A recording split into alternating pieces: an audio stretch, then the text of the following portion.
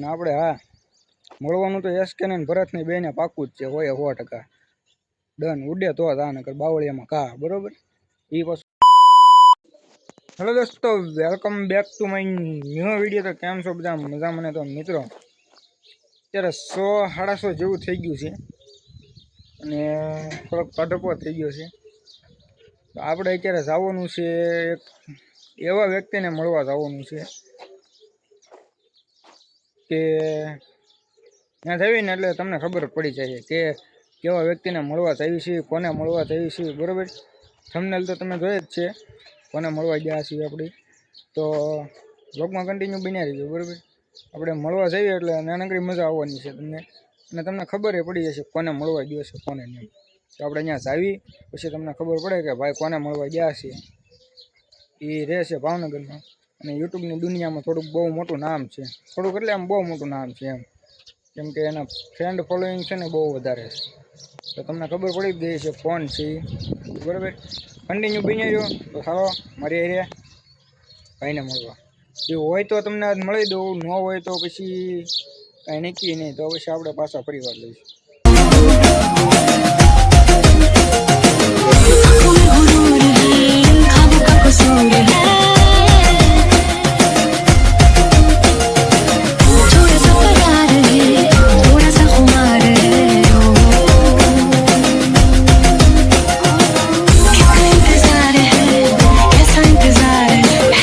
Guys તો હું છે ને આપણે ધમુભાઈના ને પલકબેનના ઘરે પહોંચી ગયો છું. તો આ ઠારની અહીંયા ઓફરોડિંગ કરતા ને ધમુભાઈની, અને આ એનું મૂકવાનું ઓલું છે ઠાર મૂકવાનું. આ ધમુભાઈનું ઘર છે મિત્રો. અહીંયા કંઈ છે નહીં, ધમુભાઈ કે પલકબેન કોઈ છે નહીં. હું એના ઘરે તો પહોંચી ગયો છું. ઘર મેં એનું માઇન્ડ ગોચ્યું છે. જો આ એનું ઘર છે, કોઈ છે નહીં ઉપર. જો આ ટાઈપનું એનું ઘર છે. અને મિત્રો અહીંયા કોઈ છે નહીં. હું એમ વિચારીને આવ્યો હતો કે મેં કીધું બેમાંથી એક તો પકતો હશે ને. મેં અહીંયા આવ્યો હતા, કોઈ નહીં. જો તાળા મારેલા છે, તાળું માર્યું છે. સાયકલ પડી છે, ઉપર શૂઝ પડ્યા છે ધમુભાઈને ને એના. જો આ ડોગ છે મિત્રો. અહીંયા કોઈ છે નહીં. તો આપણે તો અત્યારે ખોટે ખોટો હાવ લેવા દેવા વગરનો ધક્કો થયો છે. તો હવે આપણે પાછા જઈ. આટલું તો ક્લિપ તો હું નાખી જ દઈશ, કેમ કે જોવાની મજા આવે તો જોઈ નાખજો. ન મજા આવે તો લાઈક શેર સબસ્ક્રાઈબ કોમેન્ટ કરી નાખજો, બરાબર. બાકી જુઓ અહીંયા એ ભાઈ ઠાર મૂકે છે. એકે ગાડી નથી અત્યારે, એક્સેસ નથી. એક્સેસ તો લગભગ વેચી દીધી. એકે ગાડી નથી. આ ઠાર મૂકોની અને અહીં ભાઈ ઓફરોડિંગ કરતા ધમુભાઈ, બરાબર. આ રીતનું કંઈક છે. હવે એ છે નહીં, પાછા આવે ત્યારે આપણે એમને કાંઈક મુલાકાત કરશું. હાલો ને, ગોચ્યું જ છે. હવે અહીંયા પાછા જો ધમુભાઈ ઓલું ટાયર કાઢ્યું હતું એની ઠારમાંથી.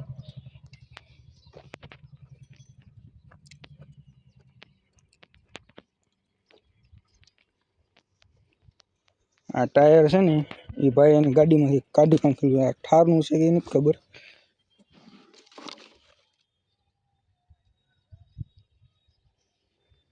ઓલું ક્રેચ વાળું નથી, આ બીજું ટાયર છે. એ ટાયર તો એને અહીંયા આપી દીધું હોય છે. તો કન્ટિન્યુ બની ગયો. જો આ રીતનું કાંઈ ભાઈનું મકાન છે. આ લીલું નેટ છે. આપણે એક આ નેટ અને આના ઈશારે બસ આપણે આવ્યા હતા. બાકી આપણને કાંઈ ખબર નહોતી. મને મારા ભાઈબંધે એમ કીધું કે ધમુના ને એના ઘરે તારે જવું હોય ને તો એ એરપોર્ટે રહે છે.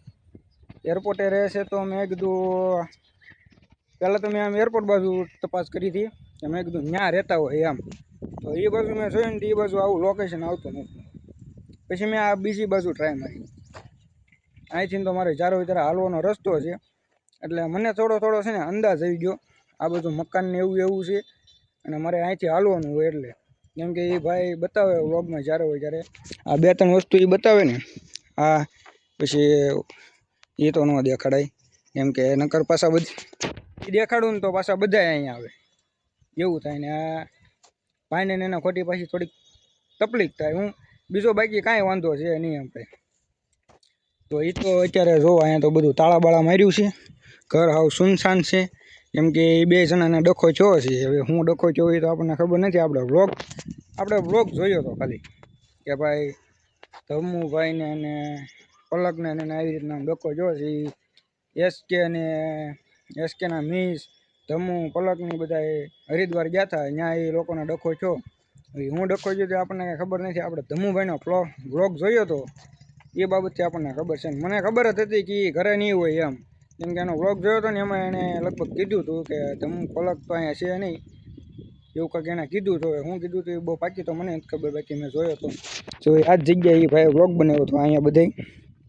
પછી આપણી ગાડી પડી ને ત્યાં એની ઠાર પડી હતી ને ઠારમાં બેન બ્લોગ બનાવ્યો હતો. હવે એ ભાઈ ક્યારે અહીંયા આવે ક્યારે નેવા નથી આવતા એ તો આપણને કંઈ ખબર નથી, પણ આપણે હવે ક્યારેક પાછા ટ્રાય મારશું, આવશું. મને અમારા ભાઈબંધને અનિલે કીધું હતું કે એક ગાડી તો એની પડી છે ત્યાં હશે ને, તો અહીંયા આવ્યો તો એક ગાડી નથી. એટલે એ એના મમ્મીને લેવા ગયો હતો પાછો ઓલા પણ આપણે રેલવે સ્ટેશને એના મમ્મીને બેહારીને પછી પાછો ધમુ અહીંયા આવ્યો હતો.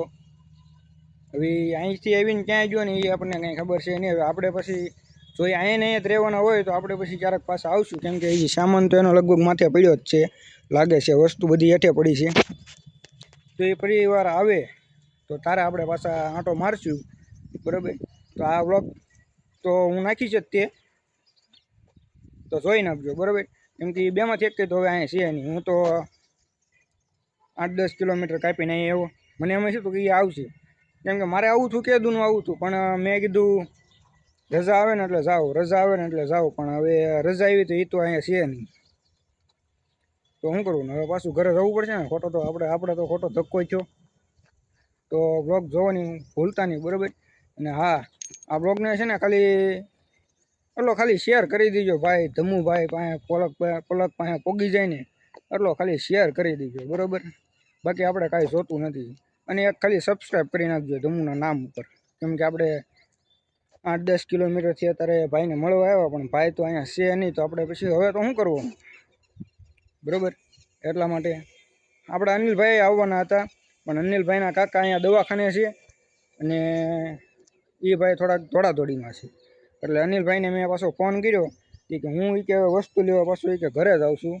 તો મેં કીધું કાંઈ વાંધો નહીં, તું ઘરે જા. તો વ્લોગ જોવાનું ભૂલતા નહીં, વ્લોગમાં કન્ટિન્યુ બન્યા રહીજો, બરાબર. અને હા, આપણા વ્લોગ જોવાની મજા આવતી હોય ને તો સબસ્ક્રાઈબ કરી નાખજો, બરાબર. આપણે હજી વ્લોગની દુનિયામાં એટલા બધા આવ્યા નથી, કેમ કે થોડા આવ્યા છે, બહુ ઝાઝા નથી આવ્યા.